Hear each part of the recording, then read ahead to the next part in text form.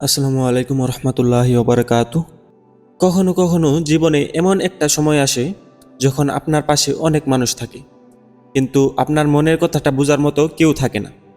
আপনি হাসেন, কথা বলেন, স্বাভাবিক থাকার চেষ্টা করেন, অথচ ভেতরে ভেতরে একটা যুদ্ধ চলতে থাকে। সেই সময় মনে রাখবেন, মানুষ আপনার নীরবতা বুঝতে না পারলেও আল্লাহ আপনার হৃদয়ের প্রতিটা কথা জানেন। আপনি যে কষ্টটা কাউকে বলতে পারেননি, যে কান্নাটি লুকিয়ে রেখেছেন, যে দোয়াটি বারবার করে যাচ্ছেন, কোনোটাই আল্লাহর অজানা নয়।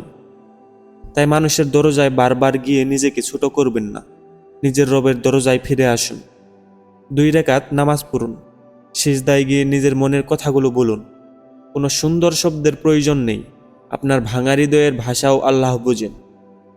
হয়তো আজ আপনার জীবনে উত্তর নেই, হয়তো পথটা অন্ধকার মনে হচ্ছে, কিন্তু মনে রাখবেন, অন্ধকার রাত মানেই ভোর আসবে না এমন নয়।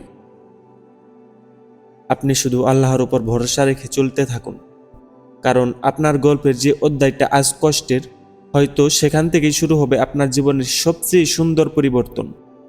তাই ভেঙে পড়বেন না, সবর করুন, দোয়া করুন, আর আল্লাহর কাছ থেকে দূরে যাবেন না।